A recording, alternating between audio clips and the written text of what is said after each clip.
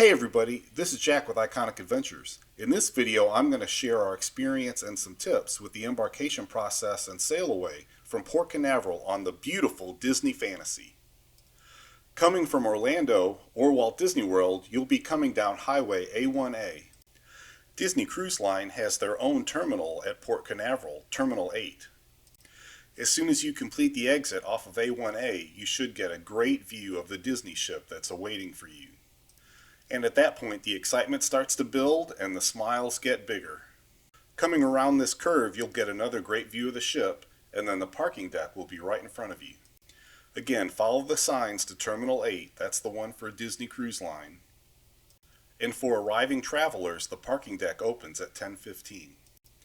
Follow the cones, pull forward under the bridge, and then you'll pull over to the right to drop off your bags. A baggage handler will be there to greet you and take your bags from you. Disney will mail you your baggage tags. You can put the tags on at home, or if you forget, the baggage handler will put them on for you. After you drop off the bags, you'll head off to parking in the parking deck that's right behind you. Parking for our 6-night cruise cost about $138, so figure about $20 to a little bit more than $20 per day. And after you park, just follow the signs to the terminal. You'll walk across the bridge that you drove under to drop your bags off, and you'll get some nice views of the ship as you do so. We dropped our bags right at 12 o'clock. We parked, got in, did our check-in at 12:20, and we were on the ship by 12:35. Happy kids makes it all worthwhile. We highly recommend that you use Disney's online check-in process. If it's your first Disney cruise, you can check in 30 days before departure. If you've already gone on 1 to 4 Disney cruises, you can check in 33 days before departure. And if you've gone on 5 or more Disney cruises, you can check in either 35 days or 38 days before departure, depending on how many cruises you've been on. The Disney Fantasy holds approximately 4,000 passengers, and we arrived at our regularly scheduled check-in time of 12:30 and breezed through the check-in process without any problem. After you complete the online check-in process, Disney will email you your port arrival form. You can either print that and bring a hard copy, or you can save it from your email to your iPhone wallet.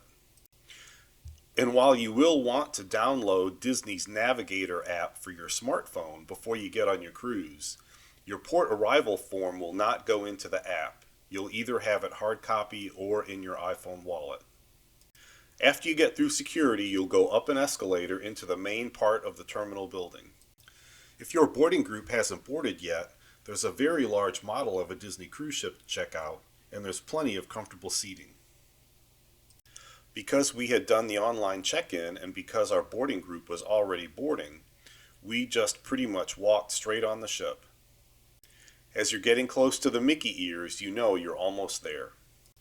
One last check on your boarding documents, and then you're headed onto the ship. One of the special things that Disney Cruise Line does for its arriving passengers is that they announce your name as you walk onto the ship. The staff person at the door will verify your name, and then they'll announce your name and the crew will clap for you as you walk on board to start your vacation.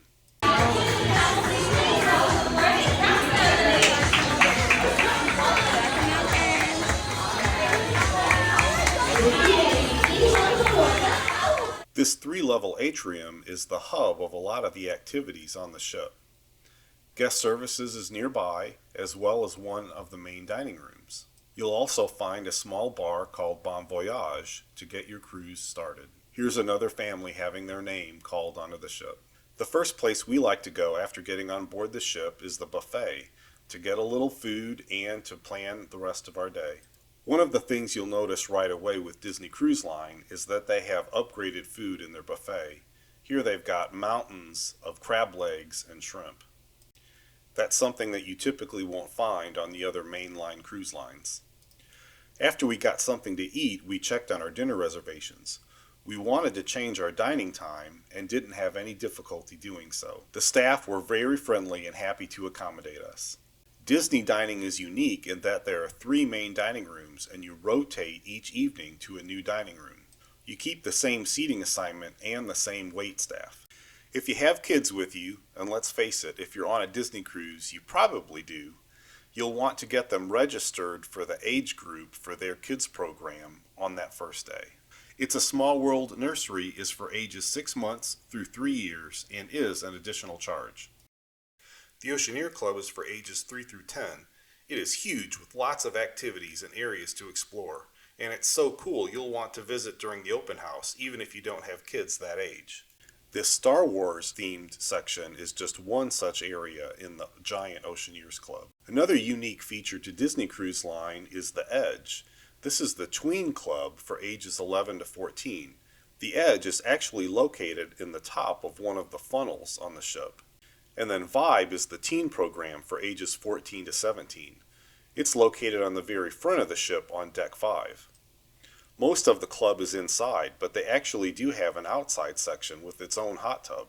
Disney Cruise Line does not have an all-you-can-drink alcoholic beverage package, but they do have a couple of different things where you can buy in advance and get a little bit of a discount. The beer mug program on the left gets you a 21-ounce drink for the 16-ounce price, and it gives you a nice souvenir to take home at the end of the cruise. And the survival beer package on the right comes with that nice cooler that you see there on the countertop. One negative of Disney's embarkation process is that they're still doing an in-person muster drill. Most of the other cruise lines have gone to an online process that's much simpler. The smile on Holly's face meant she knew that the Sailaway party was next. And last but not least, Mickey Mouse! Come on, everybody! Let's sail away! We are sailing away. Let's go! On a wondrous journey beginning today. The sun is shining, the sea is inviting us all to sailing away. Oh, ready, gang?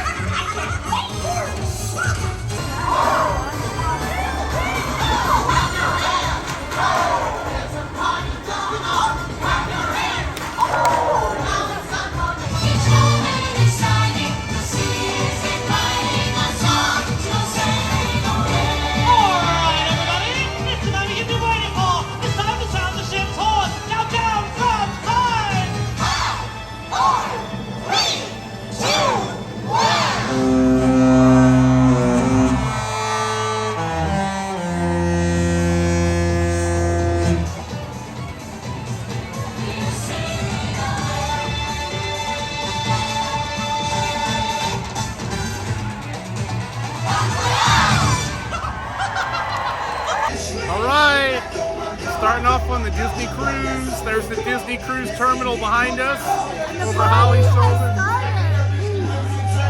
Disney does the best Sailaway parties. The whole cast comes out, really. So a lot of fun.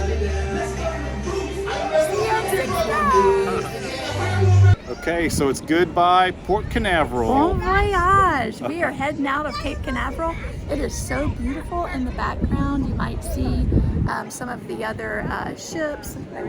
I think there were 4 that were in port today. This was probably one of the smoothest embarkations. Everything goes great. Disney makes their Sailaway parties so incredibly fun for every age bracket. We have literally seen people on this boat who have 0 children with them and are in their, like, I don't want to be judgmental here, but maybe they're 70s and they are here having a wonderful time. Disney does a great job of meeting the needs of every different age bracket. So don't limit yourself to coming on this trip only when you have children. It is so fun otherwise. Great, beautiful day. We look forward to seeing you guys in maybe about 6 days, something like that. Oh my gosh! Thank you for watching this video on the embarkation process and Sailaway on the beautiful Disney Fantasy. Please hit the like button and subscribe with the notification bell. It doesn't cost you anything or obligate you to anything, but it does make our videos easier to find on YouTube. This is Jack with Iconic Adventures. Until next time, enjoy the adventure.